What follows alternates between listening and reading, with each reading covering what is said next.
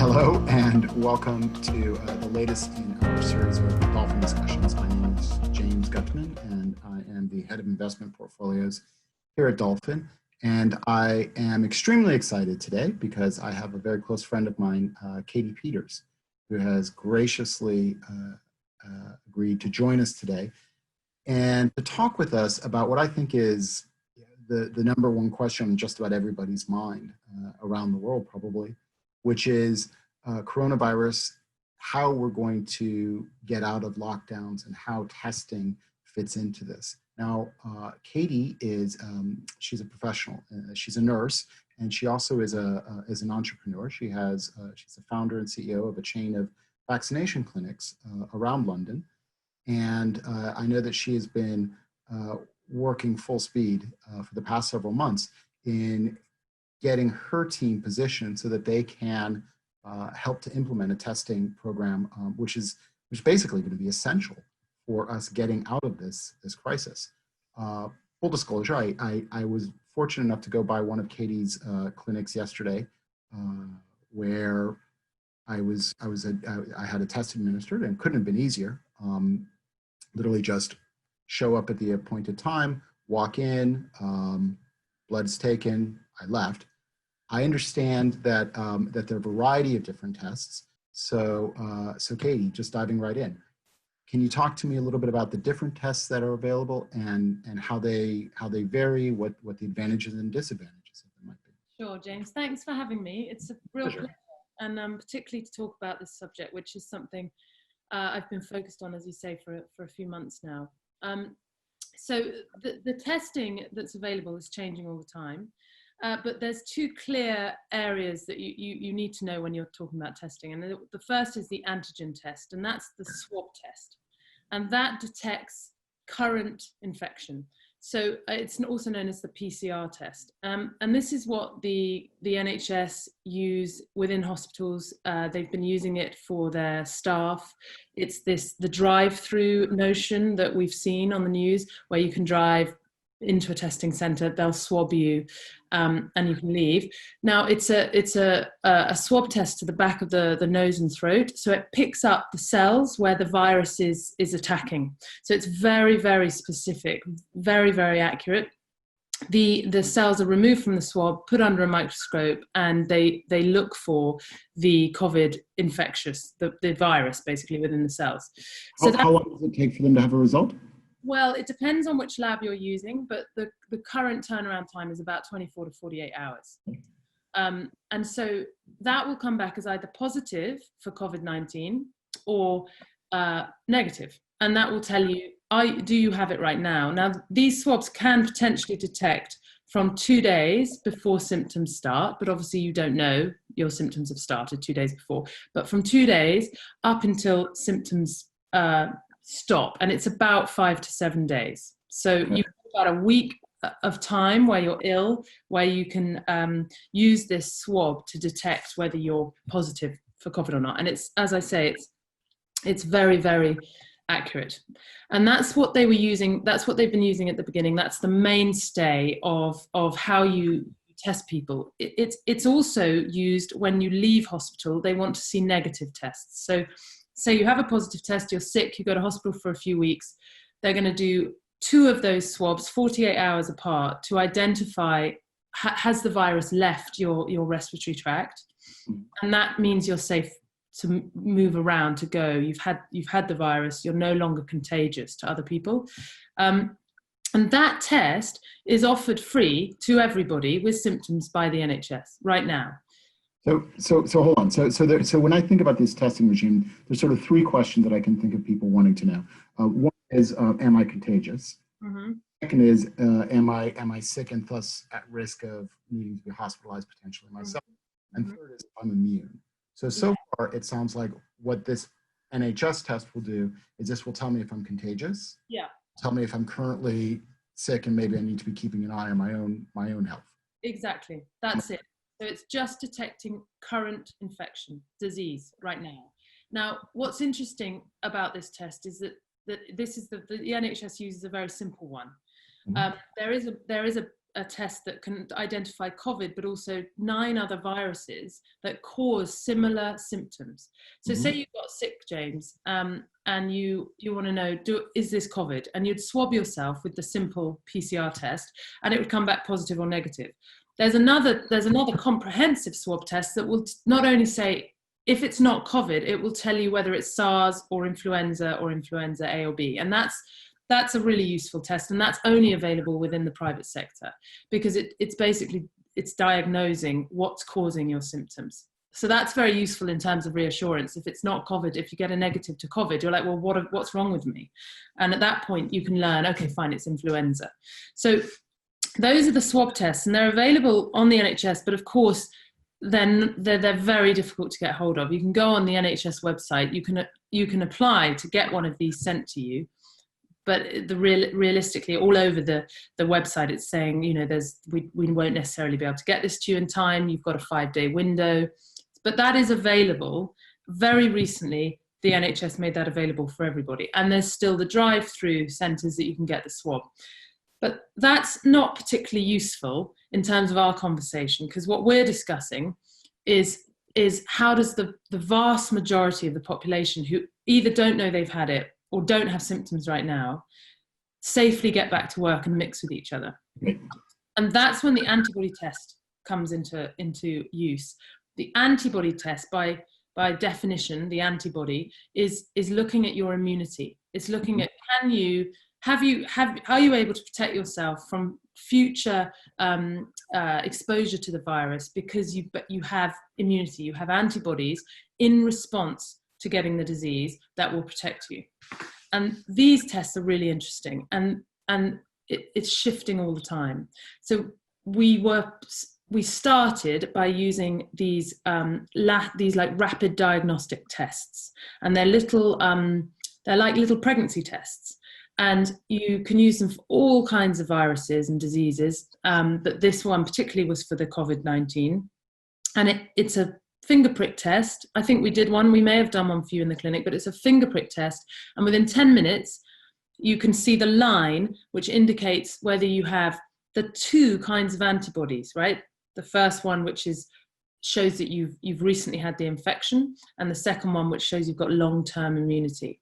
And that's what's first on the market. So hold on a second. So no, we didn't. What we did is we took a blood sample. Yeah. But so I have the antibodies.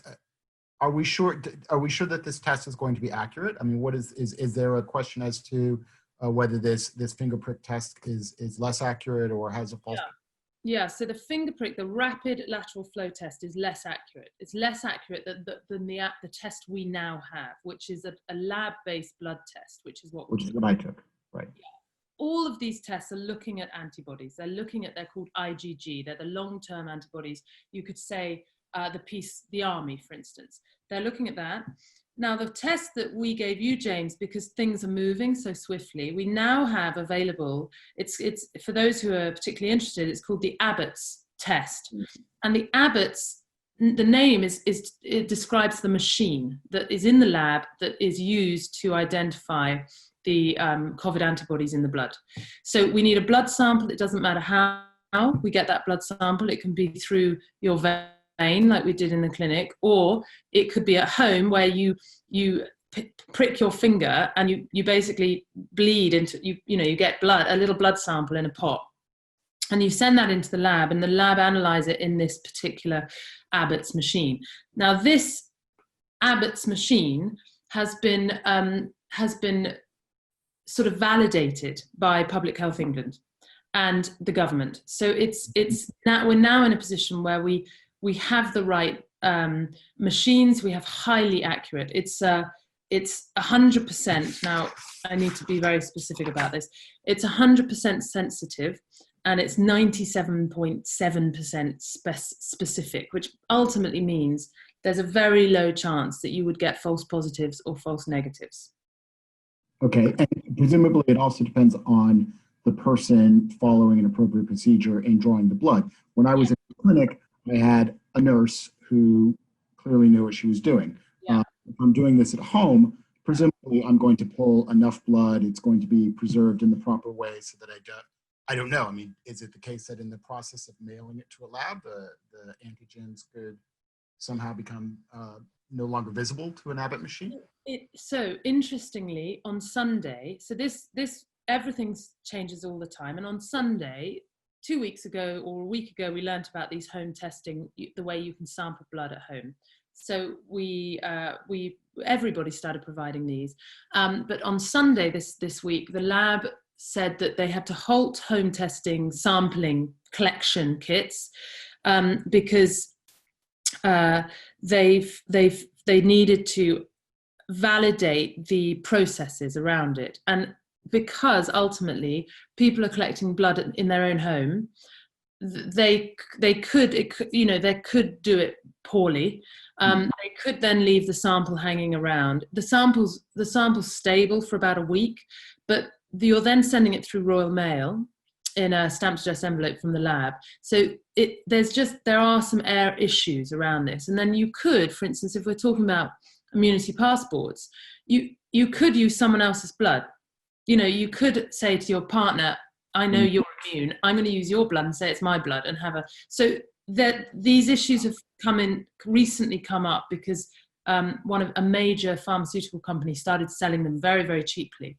And suddenly everybody's got in on the market, rather than just the private clinical sort of hospitals and centers that can manage it properly.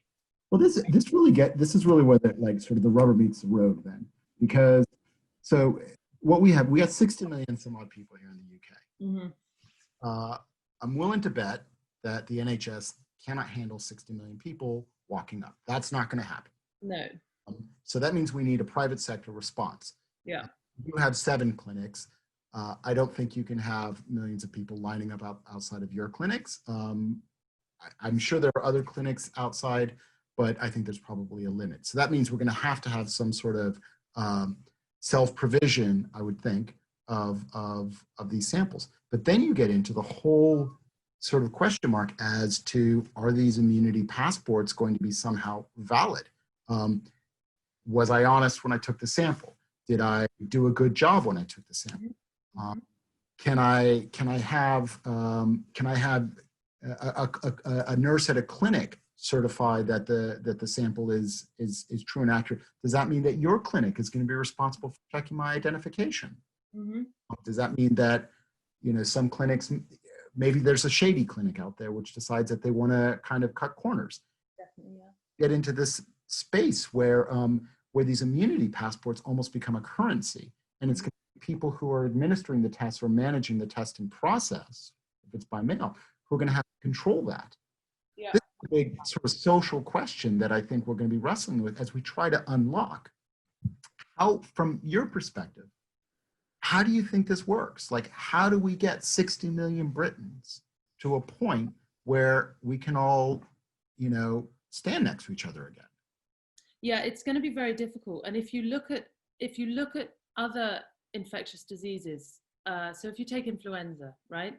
Influenza, annually we have high numbers of influenza death. It's reduced by the fact that there's a vaccine, but we're not doing this for influenza. So influenza is as dangerous in unvaccinated individuals as COVID could be. For instance, the reason that influenza is not as dramatic as COVID is partly because we have herd immunity, and we're vaccinating huge proportions of the vulnerable in the UK.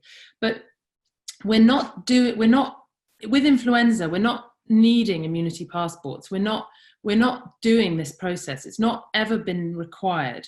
Right. The only comparative area, a disease where we do this, is yellow fever. So yellow fever is a public health issue, a global public health issue, and you have to have a certificate to move through countries where yellow fever exists, right? Actually, that was the first time I ever went to one of your vaccination clinics. A few years ago, I took a trip to Africa, and they required that I have exactly that, an immunity passport, a vaccination passport, which is what I did at your clinic. So we haven't done immunity passports for influenza.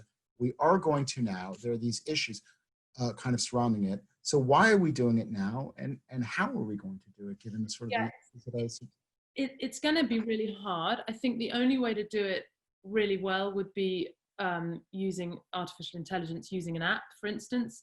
There is talk about this, that ultimately you would take your kit at home, because the government are also looking at finding these lateral flow, these almost pregnancy test style of blood testing kits. They're looking for those that can be sent to the home, that the person does one finger prick test and it appears straight away. And I think the only way, or the best way to do this, if people are going to be able to do it from home, is there's going to have to be some way of identifying the person. So it almost has to be recorded, and there has to be a identification on the kit, and the individual has to identify themselves. Now, how that is going to be done, I don't know. They're trialing in the Isle of Wight this contact tracing thing, and apparently it's been a bit, there's been glitches. But I think the only way that we're going to be able to manage this is either through a vaccine, so you get a vaccine certificate, so you're immune, or through using AI, because you can't prove individuals in their homes. You cannot be secure or confident that they've been honest about it.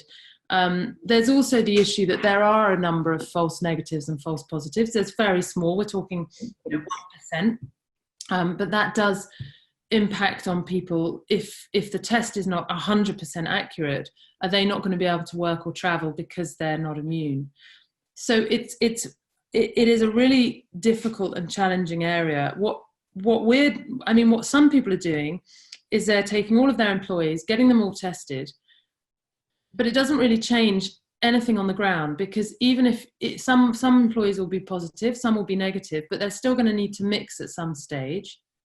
Do you only have those who have positive for antibodies, who are in theory protected? Do you only have them come into the workplace? So it's a really difficult area. We also don't know how long the immunity lasts, really. Right, I want to ask that. Yeah, so there's a study that came out of, we basically don't know what we don't know because it's such an early disease, but there's a study that came out of China, and it's quite interesting. So it looks that they had 285 patients, and out of all of their patients, within 19 days after having the disease, they tested for these antibodies, these long-term antibodies. So you do get antibodies when you get COVID-19. So that's a very small group, but it looks, like that people are getting their antibodies, and antibodies protect against future exposure to that virus. And that should stand.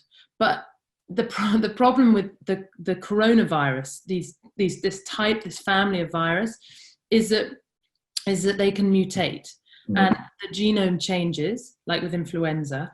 And so actually you're protected to the one you got last year, but by the time you're exposed again, it's changed. So it's a whole new infection. So your antibodies stay, but they're useless to that new infection. The COVID coronavirus is actually quite stable, in the 4 or 5 months that we've been looking at it. It's quite a stable virus genome. It's not changing a great deal. We haven't seen mutations that there's not enough evidence, but we haven't really seen a mutation. So actually, if it's stable, it would indicate that our immunity would be ongoing.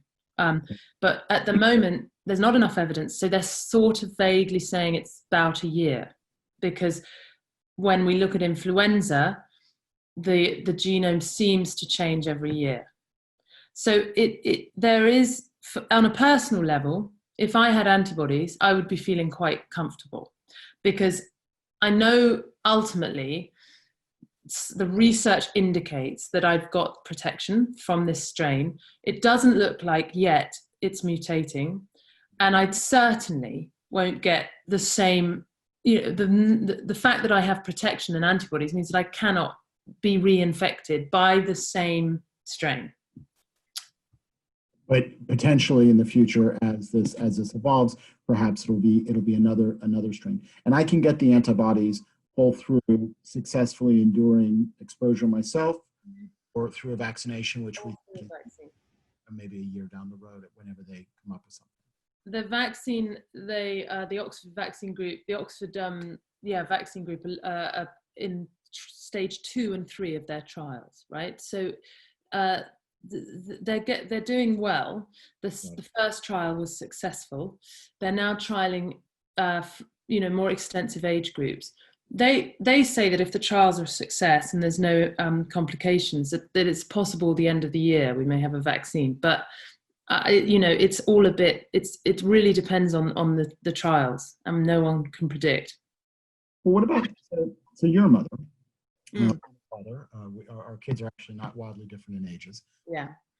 I know that one thing that parents do with the chicken pox, they have pox parties. Yeah. Which, I don't know, the first time I heard about this, it's like, oh, I don't know, this sounds really like I'm not sure it's a great idea. But yeah, I mean, what you do is you basically, once a child has chicken pox, all the other parents get excited and they say, let's just get it out of the way. You expose your kid and then they're done. Mm-hmm. Yeah. And it's best done at an early age. So is this a path? I mean, are we going to see people who are less vulnerable seeking out exposure and then maybe getting confirmation via some testing mechanism so that they can, go back to work or go back to the clubs or whatever it is they want to do? Yeah, I mean, it's a logical approach in many ways. So, you've got to look at how severe or dangerous the virus is. It works with chickenpox because chickenpox in children is relatively mild. It's very dangerous, can be very dangerous in older adults, and it's very dangerous in the immunosuppressed. Equally, we've seen that the coronavirus, COVID-19, is generally doesn't hugely affect children.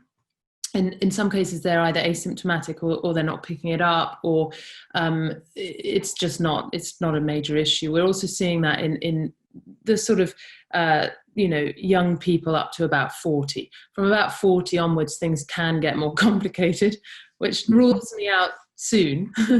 Rules you out, James. I'm pushing 30. Yeah, things can get more complicated, but it's not an illogical idea, and it is something, obviously, from a personal perspective. When I started looking at COVID, the emerging disease, I am kind of on that whole subject of emerging diseases. It interests me a lot, and when we saw it coming in late December, early January, it was early January actually when the Chinese talked about it. For me, it was like, well, I hope I get this quickly. I hope that I have this. And I teach nurses.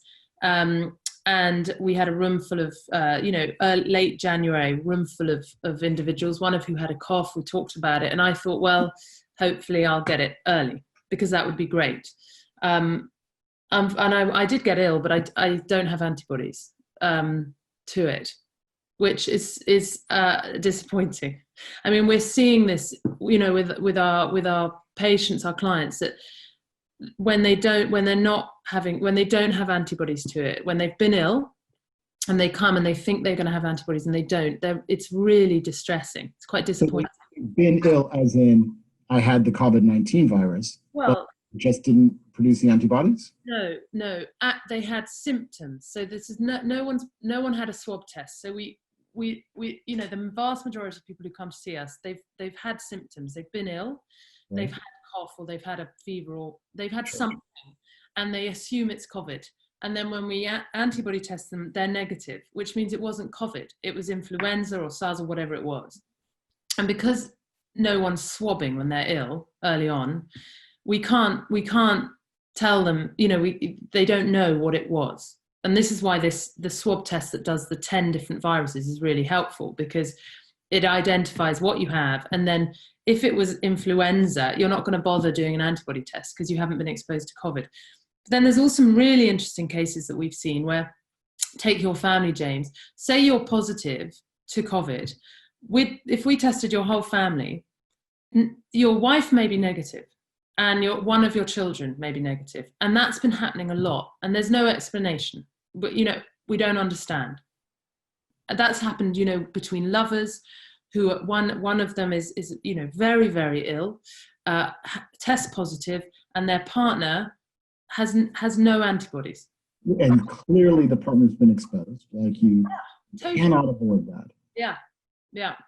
So that's right. So because I guess one of the things that we discovered early on that made the COVID-19 so distressing was that it was so contagious. Yeah. Yeah. It's not as contagious as some things. So the sort of reproduction rate in measles is 15, right? Measles, hellishly contagious. The initial reproduction rate we saw in coronavirus and COVID-19 was about 3. And they talk about this. They say we need it to be under 1 Right. to reduce lockdown. And today, this is the R0, the R naught. It's the R0. So it's basically the reproduction rate. So how many people are going to get infected from me if you hang out with me, and I've got COVID. Right. And we need it to be under 1, because once it's over 1, it increases exponentially. So it can fit off the scale. Right now it's around 0 to 0.7, but it's also different in different areas. So a lot and we control that reproduction rate then by things like social distancing. Yeah. So presumably, you said initially it was 3. So 3, I'm guessing, means we don't even bother trying to social distance. We do all of our normal activities. That means that if I have the virus, I'm likely to infect 3 other people. Those 3 other people go on and explodes. We implement social distancing now because I've got reduced exposure. I'm only likely to infect 2/3 of a person. Take 3 times me to get 2 other people infected, which means that gradually it just kind of peters out on its own. But this is all because of the policy.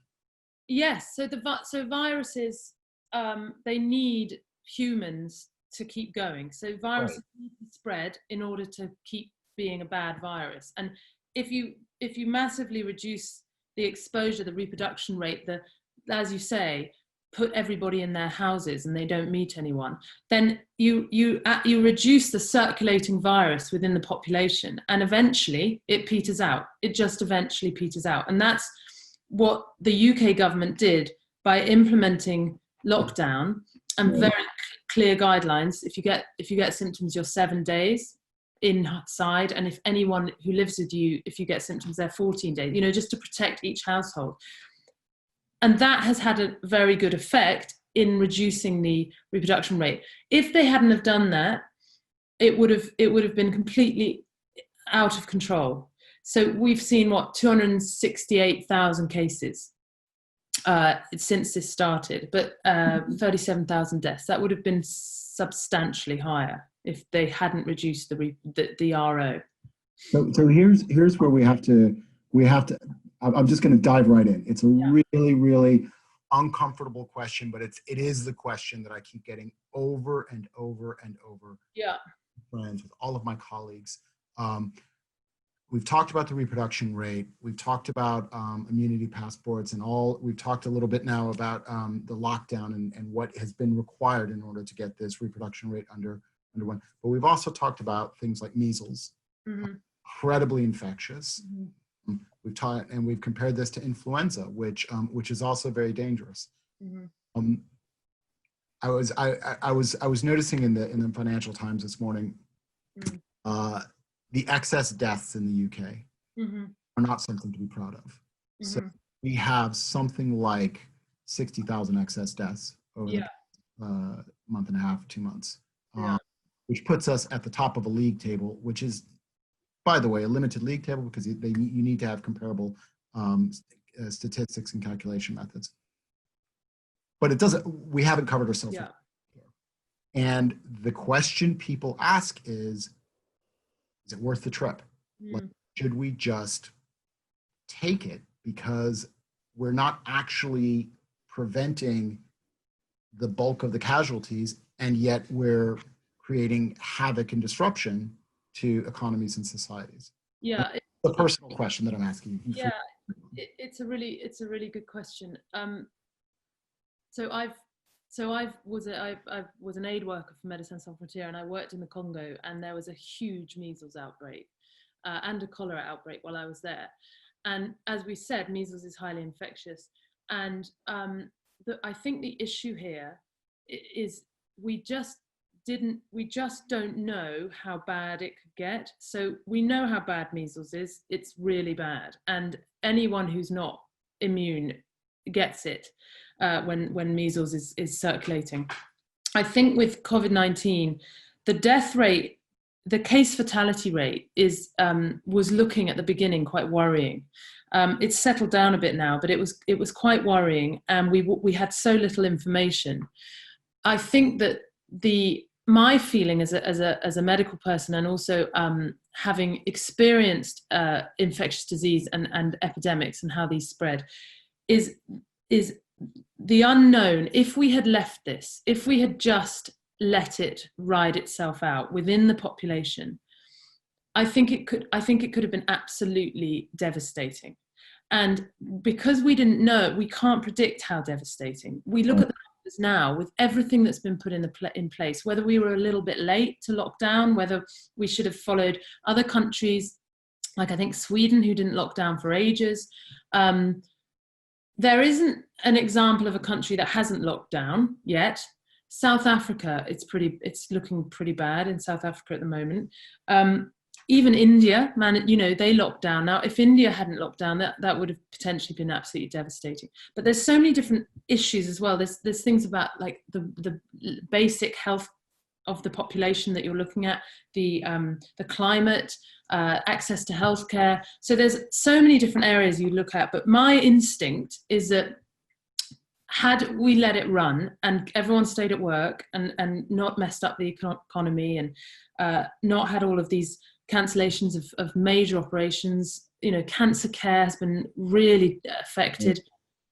I think my feeling is it could have been, unpredictably devastating, and that's my personal opinion. And I think that it's really hard to predict how it could have gone. And although the core population, the working population, are generally safe around it, there is this element of a sort of autoimmune response to COVID, where there's in the younger people, you can get this autoimmune response where your lungs you get fibrosis, you get like scarring in the lungs, and it's unpredictable, and they don't know why people are getting this, and that in itself is worrying, because we can't predict, even though we know that this disease is mostly is worse for older people with rubbish immune systems or for those with vulnerabilities. We can't predict certain elements of the disease that could have really harmed those populations that we think are at low risk. So that's my personal opinion. Yeah. No, I get that. It makes a lot of sense. And one of the things that I think we've been talking about internally is, when you're in charge of a government and you have to make a decision, and if you choose wrong and it turns out that actually this is going to devastate an entire population, it's a horrible choice to have made. So sometimes it makes sense to err on the side of caution. And you mentioned Sweden, and I have to point this out.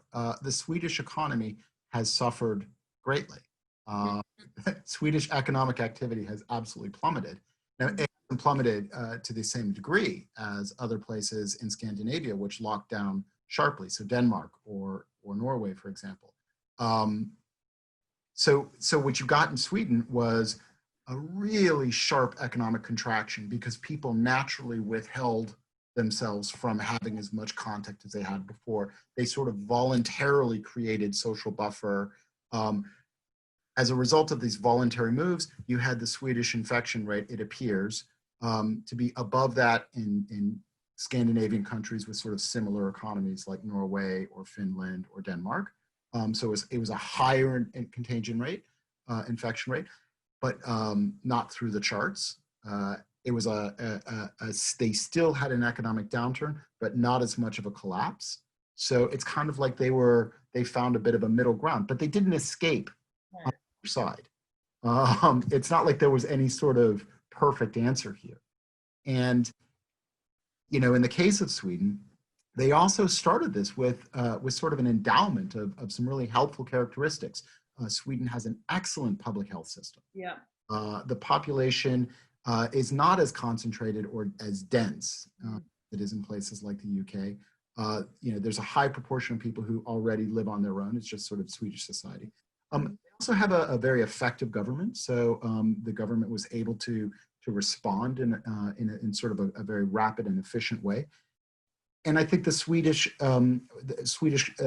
the Swedish society is also very functional in the sense that there was an ability to sort of negotiate and to consent upon behavior, social norms of behavior, where you don't just walk up to somebody and cough in their face, where you sort of voluntarily behave in a sort of a sensible way. Yeah. And the reason why I'm going down this road is just because I wonder if, as we think about what the world is like this winter, when we're asking ourselves, is there going to be round two?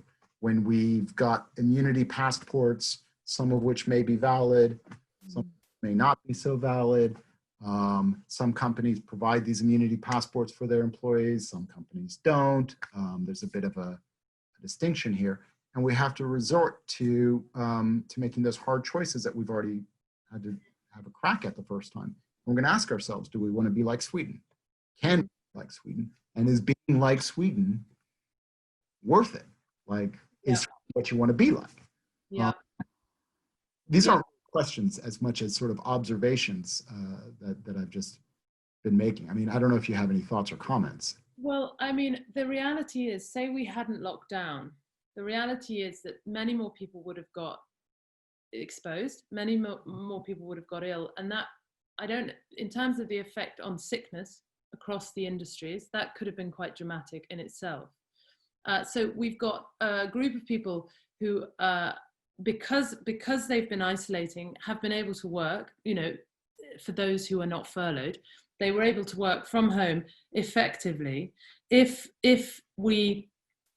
we might see in the second wave, if we get a second wave. So everyone goes back to work, we all start to relax, and we may see a lot more people coming down with the illness, which puts them in bed for 2 weeks potentially. And that will have an effect on the economy as well. I think that I was thinking as you were speaking, what's interesting about the immunity passports as well is that it's all very well for those who have antibodies. So if you have antibodies, great, you can get a certificate, you know, we're providing them, and it just says, you know, you've got antibodies. It doesn't say how long, it doesn't say anything else. It just says, there's a disclaimer, you know, you've got antibodies, that's it. But for those who don't have antibodies, what are they going to do? And for those who don't have antibodies, in order to travel, like say they need to travel to overseas, they're gonna have to be swabbed. So they're gonna have to use the swab test to identify they don't have current active infection. So, and I think that what's really interesting is also how, in terms of travel, so when are we all going to fly again? And how are they going to manage that, manage to keep everyone safe? Are they just going to let those who have antibodies fly? And then you come into the whole point of, well, if you have antibodies, James, can you still transmit the virus? Yeah, that's a question. I actually, it's on my list of questions which I'm never going to get through. Yeah. Can you pause and just answer that one for me? Because am I still contagious? Yeah. So meningitis. Let's take another disease. Meningitis ACWY. That's 4 strains. Meningitis, the bacteria sits in the upper respiratory tract. So you can be immunized, you can have the vaccine, but you can still carry it around, right? So it's called carriage rate. Now, as far as I'm aware, we don't know yet whether there is a carriage rate if you're immune. So there's definitely a carriage rate right now. If I have the disease and I cough on you, James, you'll get the disease in theory, right? That I'm carrying it. When I'm vaccinated or immune, will I still? My instinct, based on other infectious disease pathways and the fact that this virus affects this area, is that yes, you could transmit it. Because wow. That changes the whole immunity passport concept quite a lot. I mean, the whole point of an immunity passport isn't just that I'm safe. It's also that I'm no longer a threat to people sitting next to me at the office or getting onto an airplane. Yeah. Now, some vaccines, some vaccines actually, they create the vaccine that reduces this carriage rate. So the new vaccine for meningitis ACWY, it massively reduces this risk, but it is a possibility. So it's tricky. It's tricky to know.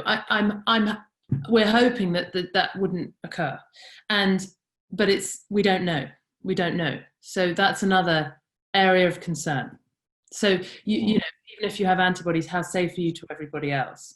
And we know that the virus can be carried on clothes, you know, and shoes and hands. So whether you're breathing on someone and it's the virus is in your cells in your respiratory tract, or whether you're just carrying the virus around on your hands, you're protected. But is everyone around you? Well, no, because it's on your hands. So this is really interesting. So even I mean, you saw the title of this whole conversation is, you know, testing as a way of unlocking our society and our economy, which is pretty important. But even if we do find a way to sort of thread the needle of getting testing that's effective and efficient and timely to the vast populations, which, by the way, we've already established that's not a full task, and it's going to require a lot of really amazing accomplishment on the part of both the private sector and the public sector. But even if we do that, there's still going to be a period of time where we don't even know if that is going to be a full and complete resolution to sort of the obstacles that we're facing. Yeah. And actually what we need is herd immunity. That's what we need. We need a proportion of the population, the number of which we don't know yet, the proportion of the population to be vaccinated or immune to stop the spread of the circulating virus. So this is what we look for in measles, in meningitis. This is why we have the national schedule in the UK for vaccination. And once you meet that herd immunity, the incidence of infection, and particularly an epidemic, is dramatically reduced. And so actually, the future is positive because at some point, there'll be a vaccine which creates false herd immunity, but it works. Or ultimately, at some stage, we'll have, you know, the lockdown will have to shift and everyone will have to get back to normal. And there will, over time, herd immunity will start to develop. But I think it will follow the same pattern as the influenza program, where we vaccinate the vulnerable and we vaccinate, you know, the snotty little kids in primary school because they're massive carriers of infection.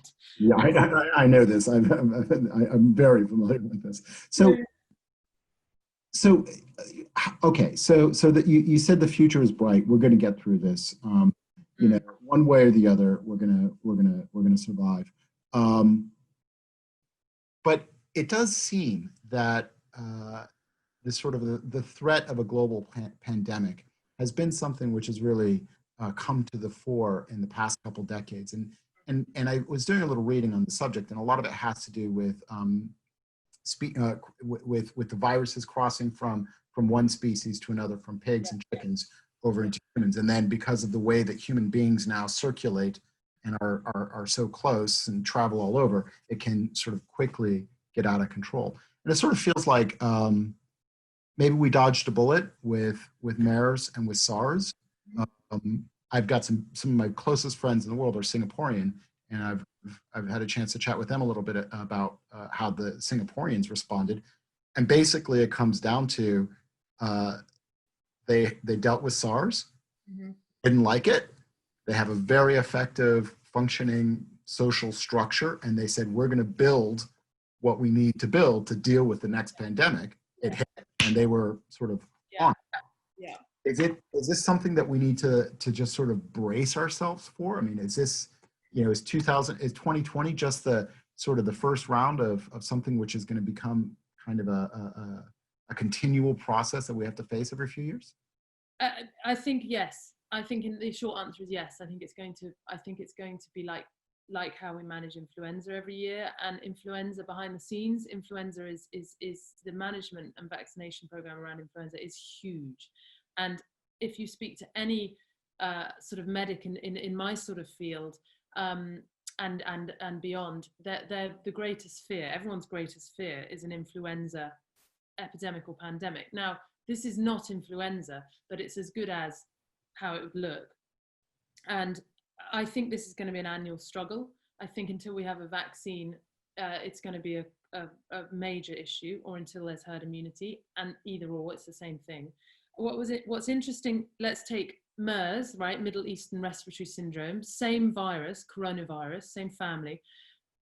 It's zoonotic in that it goes from camels to humans, they think. But the difference between MERS and COVID is that COVID is then human to human. Right. So if you look at the figures on MERS, you had 2,500 cases. That's it. You had a seriously high case fatality rate, 34%, which means ultimately if you get it, you're in trouble. Our case fatality rate is between 3 and 6 on COVID globally, I believe. But the cases we've had, 5 million? They're just uncomparable. And that's because of the human to human element. And also because it's spread so quickly through the world because of air travel. But yes, I think this is going to be a couple of years of stress until we can get a vaccine, and we need to hope that it doesn't mutate like the flu does every year. So every flu vaccine is different, and we still put in the H1N1 and we still keep the major components, but we've got to hope it doesn't mutate, and we've got to hope we get a vaccine. But yes, it's going to be an issue for sure. It's going to stay around, I would say. So, Katy, I got to say, I had a lot of questions coming in, and weirdly, you've answered those questions in a way which I find somewhat reassuring. Oh, good. I actually feel a bit better about the future, and just kind of listening to you, I sort of wonder if maybe, and I hope this doesn't get misinterpreted, but maybe we needed to kind of have this experience with a virus that has a 3 to 6% infection rate, as opposed to something, fatality rate, as opposed to something which is far more fatal and equivalently contagious in human transmission. So what this might have been is just a really painful wake-up call that's get your public health systems in order, figure out how you're going to deal with it when we actually are hit with an even worse virus, because maybe this ends up being kind of like the I wouldn't say training run, but sort of an opportunity to test, to get ready for when really fatal for human beings. And there's two key things that I'm I suppose grateful for having seen this develop. Is one that is the world, this is what the world would look like without vaccines. This is what we would be experiencing all the time with measles, meningitis, pneumonia. It doesn't matter what, this is what it would look like. When humans transmit disease to humans through the respiratory droplet method, it is very hard to contain. And then you also, as you say, we've got to be very grateful in some ways that this looks as it does, because Ebola, the case fatality rate is over 50%. It's absolutely catastrophic.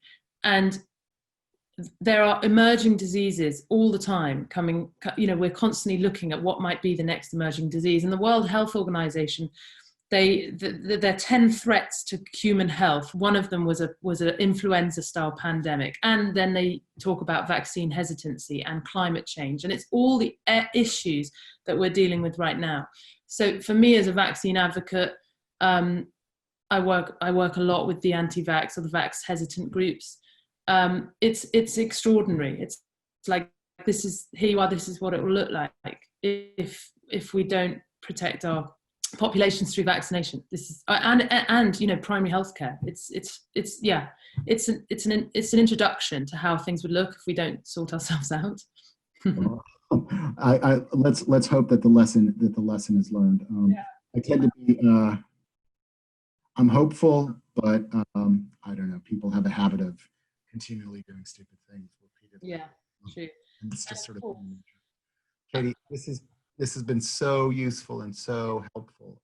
Thank you so much for taking the time. Yeah. Really, I can't thank you enough for that. So for all of our viewers, our clients, and our friends, thank you as well for taking the time out of your schedule to listen to us. I'd like to say that if you have any questions, if you wanted to follow up with anything, you could always email me directly, james.gutman@dolfin.com, or marketing@dolfin.com. And Katy, if you don't mind, if any of our clients come back with any questions, I will happily pass your information along to them. Or if you wanted to just give us a way that they could reach out to you directly. Yeah, so I'm happy for people to email me directly with their queries. Do you want me to give you the email or now? Would that be helpful? Sure. Why don't you go ahead? Yeah, so it's Katy, Katy, .peters@360health.co.uk. And you can email me directly, and you can just put in the subject Dolfin, and then I'll know it's from you and I can prioritize. Fantastic. That'd be great, because I'm sure that people will have questions that we haven't touched on. Once again, thank you so much for all of your time, and I look forward to getting all the children together in an easier and happier time so that we can enjoy some of this summer weather. Thank you, James. And just obviously as a medic, I just have to advise everyone or to follow the guidelines on NHS and Public Health England in terms of keeping themselves safe. It's really important. So I just had to add that to make sure you all keep yourself safe. And I just want to wish everyone listening the best. And please do email me if you have any queries at all. I'm really happy to help. Fantastic. Thank you. Thank you, James. Good.